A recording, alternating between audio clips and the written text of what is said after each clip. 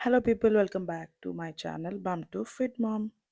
ఈ sponge cake లానే మన లైఫ్ చాలా రిలేట్ అయి ఉంటుంది. అదేంటి స్పంజ్ కేక్‌కి మన లైఫ్‌కి ఏంటి సంబంధం అనుకుంటున్నారా? సో, స్పంజ్ కేక్ చేసుకుంటూ మనం మాట్లాడుకుందాం. స్పంజ్ కేక్‌కి కావాల్సిన ఇంగ్రీడియెంట్స్ అన్నీ ఇవే. అందులో maida, sugar, butter, baking powder, baking soda and some tutti frutti. ఇవైతే మేము యూజ్ చేసాము. And some milk and eggs. మీరు కూడా ఇవన్నీ రెడీగా ఇంట్లోనే ఉంటాయి కాబట్టి ఈజీగా స్పంజ్ కేక్‌ని చేసేసుకోవచ్చు. మరి మన లైఫ్ కూడా అంతే గదండీ! ఇప్పుడు స్పంజ్ కేక్‌లో ఇంగ్రీడియెంట్స్ అన్నీ కలిపేసి జస్ట్ బ్యాటర్ ప్రిపేర్ చేస్తే కేక్ అయిపోతుందా? అవ్వదు గదా!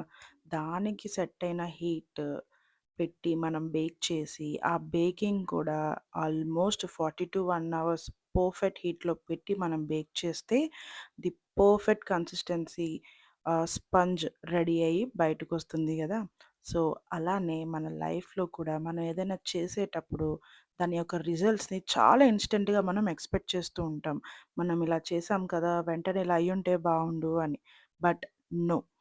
మనం చేసే థింగ్స్‌కి కూడా ఎలా చేశాము, ఎంతసేపు చేశాము అనే దానికన్నా దాని యొక్క రిజల్ట్ ఎప్పుడొస్తుందనే దాని మీద మనం అసలు కాన్సంట్రేట్ అయితే చేయకూడదు.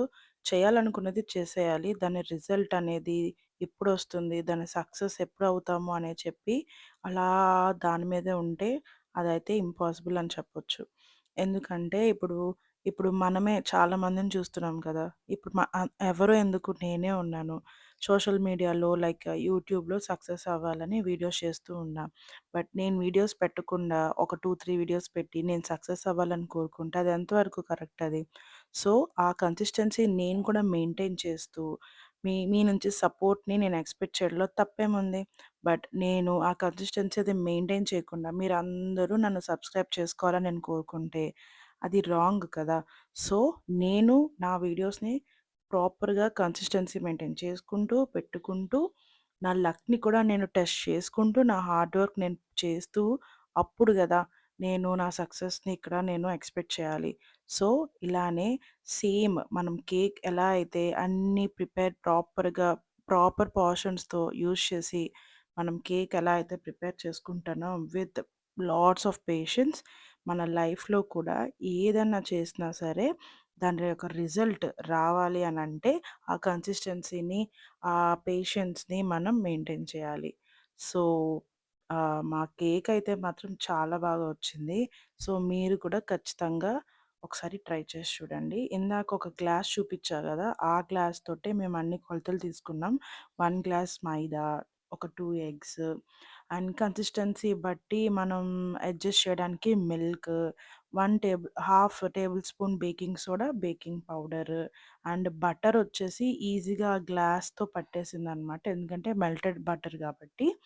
సో, ఇలా అన్నీ ప్రాపర్‌గా మిక్సప్ చేసుకొని, బ్యాటర్ ప్రిపేర్ చేసుకొని, నేనైతే స్టవ్ మీద చేశాను. మా దగ్గర ఓవెన్ లేదిక్కడ. సో, ఆ బ్యాటర్ అంతా పెట్టేసుకొని స్టవ్ మీద ప్రీహీట్ చేసుకొని అప్పుడు పెట్టుకున్నా. సో, అప్పుడు ఆఫ్టర్ ఐ థింక్ 50 మినిట్స్ తర్వాత ప్రాపర్ స్పాంజ్ కేక్ అనేది రెడీ అయింది.